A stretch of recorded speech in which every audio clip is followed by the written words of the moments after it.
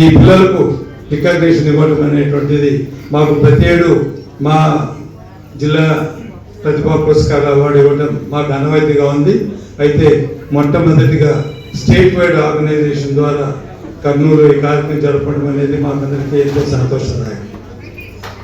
ఇకపోతే నేను నాగేశ్వరరావు గారు చెప్పారు 10 రోజుల క్రితమే, నేను మరీ నాకు రిమైండ్ చేశారు, నేను ఊళ్ళో లేను, జర్నీలో ఉండగా ఈరోజు కార్యక్రమాలు కూర్చి ఆయన చెప్పగానే వెంటనే నేను ఒకటే ఉన్నాను, జర్నీలో ఉన్నాను.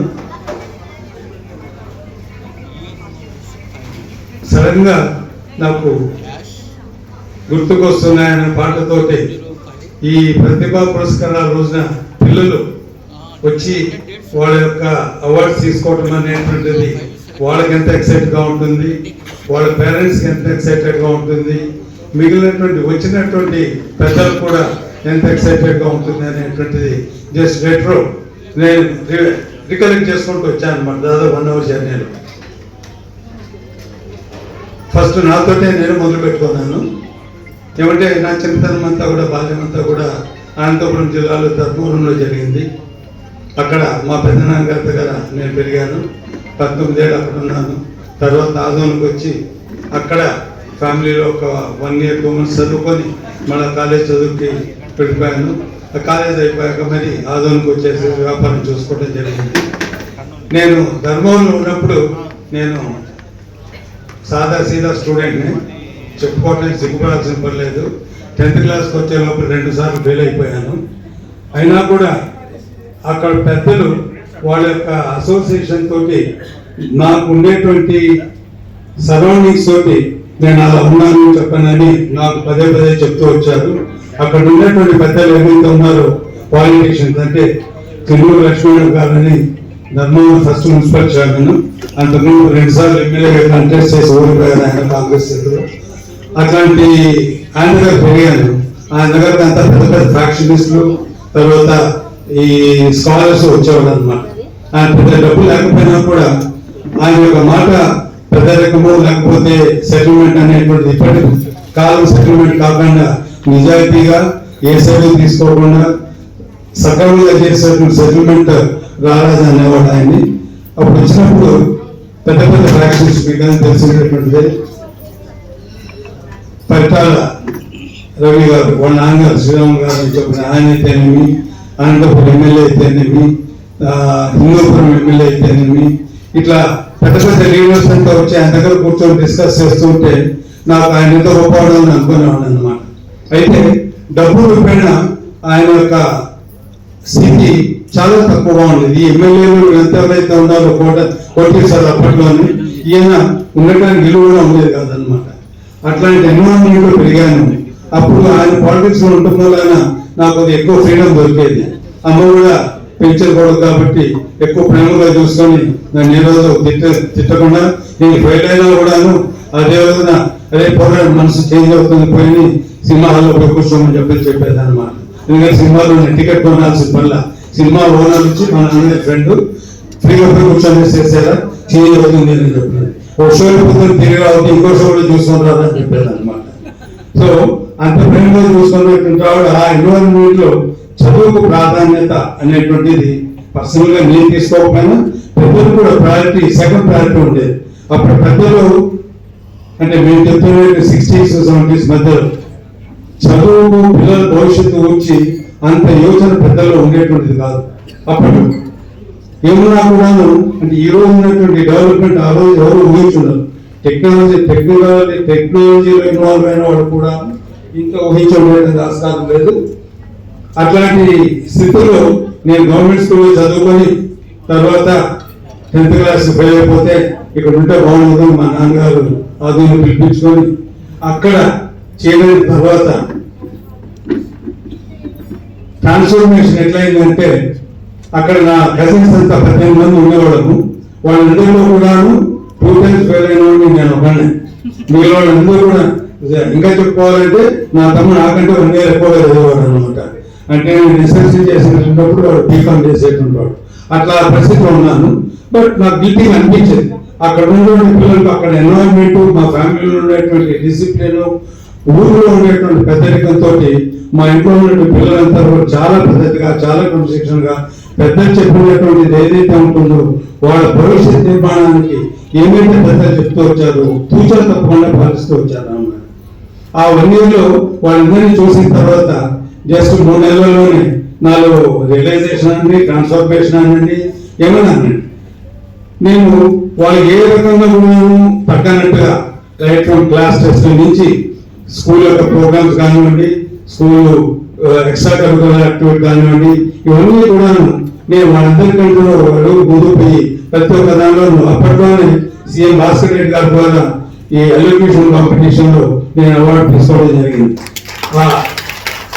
ఆ ఫీల్ నాకు అప్పుడు ఎట్లుండిందంటే, అదే 9 నెలల క్రితము నేను ఫెయిల్యూర్ స్టూడెంట్ని 3 నెలలు 4 నెలల్లో ఈ ట్రాన్స్ఫర్మేషన్ జరిగిందంటే కేవలం ఎన్వైరన్మెంట్ సరౌండింగ్స్ అనేటువంటి మాత్రమే. నాలో టాలెంట్ ఉన్నా కూడాను ఉపయోగించుకోవాలనేటువంటి ఆలోచన కానీ భావన కానీ నాకు పుట్టలేదు. నేను 3 months లో సరౌండింగ్స్ ఎన్వైరన్మెంట్ చూసిన తర్వాత నాలో నాకు ఇంత శక్తి ఉందా, ఇంత లెవెల్ రాగలనా అనేటువంటి లేనటువంటి ఆలోచన కూడా నాలో వచ్చి ఆ కాంపిటేటివ్ స్పిరిట్ తోటి చదువుకోవడం జరిగింది. అదే రకంగా నేను SSLCలో 85% తో పాస్ అయిన మూలాన మహారాష్ట్ర గవర్నమెంట్ 1 year ఎగ్జామ్షన్ ఇచ్చి PUC చదవకుండానే BSc అగ్రికల్చర్ లో సీట్ ఇచ్చింది అనమాట. అంటే అవుట్ సైడ్ స్టేట్ స్టూడెంట్స్ కి 80% దాటిందంటే 1 year ఎగ్జామ్షన్ ఇచ్చేటువంటి అలవాటు మహారాష్ట్రలో ఉండేది. సో మా నాన్నగారు ఎమ్మెల్యేగా ఉండే తెలుసుకొని మీరు పూర్వ అగ్రికల్చర్ పోరా అని చెప్పి పూర్వ పంపించేశారు. సో అక్కడ చదువు సాగించాను. అక్కడ చదువు సాగించిన తర్వాత చదువుతున్న లాస్ట్ ఇయర్ లో నాకు హెల్త్ ఇష్యూ వస్తే ఆధునిక రావడం జరిగింది. అయితే అక్కడికి వచ్చినా కూడాను మా కజిన్స్ అందరూ కూడాను చదువుతో పాటు బిజినెస్ యాక్టివిటీస్ లో కూడా రూట్ కాజ్ ఏవైతే ఉంటాయో, ఫర్ ఎగ్జాంపుల్ ఫ్యాక్టరీ ఉంది, ఫ్యాక్టరీలో స్టోర్స్ ఉంటుంది, సూపర్వైజర్ మేనేజ్మెంట్ ఉంటుంది, లేబర్ మేనేజ్మెంట్ ఉంటుంది. ఇట్లా మేనేజ్మెంట్స్ అన్నిటికీ హాలిడేస్ లో మా అమ్మమ్మ గారు ఊరు పంపకుండా ఊళ్ళో ఉండనిచ్చి ఒక్కొక్కరికి ఒక డ్యూటీ చెప్పేవాడు అనమాట. అదే నువ్వు స్టోర్స్ చూసుకో, నువ్వు పోయి లేబర్ అటెండెన్స్ చూసుకో, నువ్వు పోయి స్టాక్స్ చూసుకో, నువ్వు పోయి ఖాళీ గోతాల స్టాక్ చూసుకో, తర్వాత రిసీట్స్ చూసుకో అని చెప్పి ఒక్కొక్కరికి ఒక డ్యూటీ చెప్పేవాడు. అది కూడా నాకు నచ్చింది. ఎందుకంటే ఆ యొక్క వయసులో తెలుసుకోవాలా అనేటువంటి ఉద్దేశం రావాలి అంటే అట్లా ఎన్వైరన్మెంట్ పిల్లలు ఉన్నారనమాట. అట్లా మేము అన్ని గ్రాస్ప్ చేసుకొని రెస్పాన్సిబిలిటీ అనేది ఫీల్ అవ్వడం అప్పుడు ఆ ఏజ్ లోనే సంపాదించుకొని దేవుడి దయ వల్ల పెద్దల ఆశీర్వాదం వల్ల ఎదుగుదలకు వచ్చాము. తర్వాత మా నాన్నగారు ఎమ్మెల్యేగా ఉన్న టైంలో పి నరసింహారావు గారికి అత్యంత సన్నిహితుడు అనమాట. పి నరసింహారావు గారు సీఎం లో ఉన్నప్పుడు బ్రహ్మాండ గారు సీఎం ఎమ్మెల్యేగా ఉండేవారు. ఇప్పుడు అసెంబ్లీ సీఎం చేస్తే పి నరసింహారావు గారు పక్కన మా నాన్నగారు, ఇంకో పక్కన మన కృష్ణా జిల్లా ఇప్పుడు మండలి వెంకటేశ్వర ఆయన వాళ్ళు ముగ్గురు స్నేహితులు అనమాట. అంటే వీళ్ళు ముగ్గురు గాంధీ యొక్క అనుభవాలు అయితేనేమి, ఆయన ఆలోచనలు అయితేనేమి అన్ని పూజా తప్పకుండా పాటించేటువంటి వాడు. నాన్నగారు ఫ్రీడమ్ పేపర్లో ఉండి 2 సార్లు బళ్ళారి జైల్లో ఉండి 6 నెలలు ఒకసారి 2 నెలలు ఒకసారి జైల్లో కూడా ఉండొచ్చారు. అవన్నీ కూడాను నా యొక్క ఆలోచన విధానానికి, నా ట్రాన్స్ఫర్మేషన్స్ అవన్నీ సపోర్ట్ చేశాయి. ఇప్పుడు పిల్లలు ఏమైపోయిందంటే, అప్పట్లో నేను బాగుపడాలి అంటానంటే చెడిపోవడానికి ఆస్కారాలు చాలా తక్కువగా ఉండేది. బాగుపడాలంటే ఆస్కారాలు కొన్ని ఎక్కువన్నా చెడిపోవడానికి కూడా చాలా తక్కువ ఆస్కారాలు ఉండేటువంటి. అట్లాంటి ఎన్విరాన్మెంట్ మీరు పెరిగిన మూలాన మాలో మా విద్యార్థులు, మా తోటి ఫ్యామిలీ మెంబర్స్ అయితేనేమండి, ఫ్రెండ్స్ అయితేనేమో కూడాను బాగుపడిన వాళ్ళు ఎక్కువ ఉన్నారు, చెడిపోయిన వాళ్ళు చాలా తక్కువగా ఉన్నారు. ఎందుకంటే అది ఎన్విరాన్మెంట్, సొసైటీ యొక్క ఇన్ఫ్లుయెన్స్, స్నేహితులు ఇవన్నీ కూడా మనపై ఇంపాక్ట్ చేస్తూ ఉంటుంది, పిల్లలపై ఇంపాక్ట్ చేస్తూ ఉంటారు. అప్పట్లో ఆ యొక్క విధానం వలన చెడిపోయినటువంటి వాళ్ళు తక్కువ, బాగుపడిన వాళ్ళు ఎక్కువ అన్నట్టుంది. బట్ ప్రస్తుత పరిస్థితులు తర్వాత వస్తాను నేను. అప్పటి పరిస్థితుల్లో నేను చదువుకునేటువంటిప్పుడు స్కూల్లో మేమందరూ కూడా గవర్నమెంట్ స్కూల్లో చదువుకున్న వాళ్ళని, షౌకర్లు కానివ్వండి, మిడిల్ క్లాస్ కానివ్వండి, అందరూ కూడా గవర్నమెంట్ స్కూల్స్ లో చదువుకున్న వాళ్ళని. నేను 6వ తరగతి చదివేటప్పుడు ధర్మవరంలో కరెంట్ ఉండేటువంటిది కూడా కాదు. ఐ థింక్ అది అరౌండ్ 57-56 మధ్య అనుకుంటాను. కరెంట్ ఉండకపోతే లాఠీలు పట్టుకొని టీచర్ ఇంటికి వెళ్ళి ట్యూషన్ చెప్పించుకునేటువంటి వాళ్ళము. పిల్లలు మొబైల్ పట్టుకున్నట్టు దాంట్లో అడిక్ట్ అయిపోతాను భావంతో ఇంట్లో ఉంచుకోకుండా స్కూల్స్ పంపించేస్తున్నారు. అప్పుడు 1వ తరగతి వరకు ఏ రోజు స్కూల్ పెట్టి ఎక్కిన వాళ్ళం కాదు. అంటే 4 ఏళ్ళ తర్వాత 4 ఏళ్ళ వయసు వచ్చిన తర్వాత స్కూల్ వెళ్ళేవాళ్ళం అన్నమాట. అటువంటి ఎన్వైరన్మెంట్ పెట్టినటువంటి వాళ్ళము.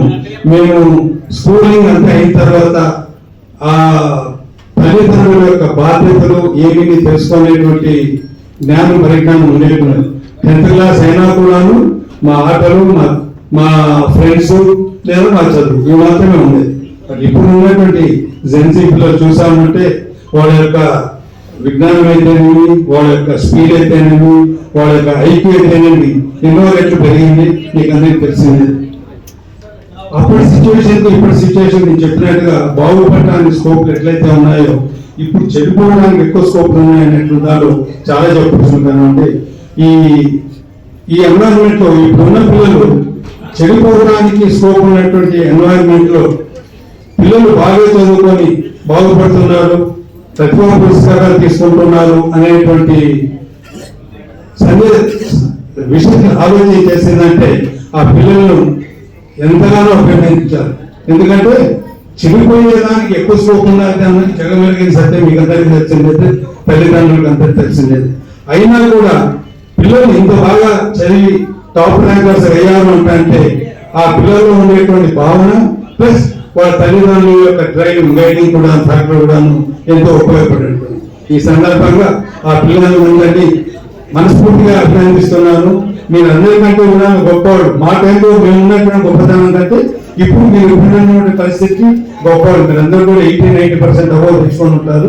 పర్సెంటేజ్ తీసేద్దాం, బట్ మీ quality of commitment towards your education real appreciate చేయగలిగిందమ్మా. మిమ్మల్ని మీ తల్లిదండ్రులను కూడా మనస్ఫూర్తిగా అభినందిస్తున్నాను. ఇదే రకంగా ఇప్పుడు పిల్లల్లో ఏమైందంటే ఫ్యూచర్ యొక్క దీంతో టెన్షన్ పడుతూ ఉండటంతో పాటు వాళ్ళ స్థితికి తెచ్చినటువంటి తల్లిదండ్రుల గురించి ఎక్కువ ఆలోచన చేయడం లేదు అని నాకు అనిపిస్తుంది. కొంతమంది దీనికి సంబంధించవచ్చును, కొంతమంది సంబంధించకపోవచ్చును. నా భావం చెప్తున్నాను నేను. ఇప్పుడు ఉన్నటువంటి పిల్లలు వాళ్ళ పెద్దల శ్రమ అయితేనేమి, పెద్దల యొక్క కమిట్మెంట్ అయితేనేమి, పెద్దలు ఎంత కష్ట నష్టాలు ఓర్చుకొని పిల్లలు చదివిస్తున్నారు అనేటువంటి విషయం మీరందరూ గుర్తు చేసుకోవాలన్నా. ఎందుకంటే ఈరోజు ఎడ్యుకేషన్ అనేది చీప్ అయినా కూడా, అంటే కాలేజ్ ఫీజులు కట్టక్కర్లేదు, రియంబర్స్మెంట్ వచ్చేస్తుంది, తల్లిదండ్రుల పైన బాధ్యత అనేటువంటిది ఎడ్యుకేషన్ గురించి డబ్బులు ఎక్కువ ఖర్చు పెట్టాల్సిన పని లేదు. బట్ ఎక్స్ట్రా ఖర్చులు ఏవైతే ఉన్నాయో ఆ ఖర్చుల కంటే కూడా ఈ ఖర్చులు ఎక్కువైపోతున్నాయి. అవన్నీ కూడా మీ తల్లిదండ్రులు భరిస్తున్నారు. వాళ్ళ పూట తక్కువ తిన్నా కూడా ఆయన పూట 2 ఇడ్లీ తినేటుంటే ఒక ఇడ్లీ కూతురుకో కొడుకో ఇచ్చేసేసి ఒక ఇడ్లీ తక్కువ తిన్నామో, కొద్ది టిఫిన్ తక్కువ తిన్నామనే భావన మిమ్మల్ని పెంచారు. ఆ యొక్క కమిట్మెంట్ ఏమైతే ఉందో మీ జీవితాంతా గుర్తు పెట్టుకోవాల్సినటువంటి బాధ్యత ఉంది. మన సమాజం, మన వైశ్యకులంలో ఈ సద్భావన అనేటువంటిది మన పెద్దల బ్లడ్ నుంచి మనకు వచ్చినటువంటిది. మనం సొసైటీని గురించి మనం ఎంతో మంచి భావంతో ఉంటాము. అట్లాంటిది మన తల్లిదండ్రుల యొక్క బాధ్యతను కూడాను మన ఈ లెవెల్కి తెచ్చారని బాధ్యత మీరు గుర్తు పెట్టుకొని మీ బాధ్యతగా మీరు బాగుపడుతూ వాళ్ళ సంతోషానికి కారకులు అయినటువంటి నాడు ఇట్లాంటి కార్యక్రమాల కోసమని, ప్రోత్సాహం కోసమని డబ్బు రూపేణ సహకారం అందిస్తున్న వాళ్ళందరూ కూడాను ఎంతో సంతోషపడతారు. మీకు చాలా మందికి తెలియకపోవచ్చును. ఈ యొక్క కార్యక్రమంలో పాలు పంచుకున్న వాళ్ళందరూ కూడాను కొద్ది గొప్ప డబ్బులు అక్కడ నుండి ఇంకా అప్పులు చేసి వడ్డీలు కట్టుకొని సాధకాలను భరిస్తూ కష్టాలు భరిస్తూ అవన్నీ ఓర్చుకొని దాటుకొని మీకు సహకారం అందించారు. మీరు అభివృద్ధి చెందుతారనేటువంటి భావంతో ఆ భావం మీరు ఎల్లకాలం గుర్తుపెట్టుకోవాలి. మీ పెద్దల యొక్క శ్రమను గుర్తుపెట్టుకోవాలి. అదే రకంగా మన కులానికి ఉండేటువంటి గౌరవాన్ని కూడా నిలబెట్టేటువంటి బాధ్యత అందరి మీద ఉంది. ఎందుకంటే మన కులస్తులు అంటే ముందు నుంచి కూడా చాలా మంది అన్ని కులాలు వాళ్ళకి నమ్మకం ఎక్కువ. మనము డెలివరీగా మోసం చేసేవాళ్ళు కాదు, లేకపోతే న్యాయం ధర్మం పాటించేవాళ్ళు, దైవభక్తి గలవారు అనేటువంటి భావన ఎంటైర్ సొసైటీలో ఉంది. ఆ భావన ఏమైతే పెద్దల్లో ఉందో దాన్ని నిలబెట్టడానికి మీరు కూడా మీ సహాయంగా మీ వృత్తిగా సహకారం అందించాలి. అదే రకంగా ఇప్పుడు వచ్చినటువంటి పిల్లల్ని చూస్తే 80% దాకా అమ్మాయిలు ఉన్నారు, 20 మంది అమ్మాయిలు, 7 మంది అబ్బాయిలు, సారీ అబ్బాయిలు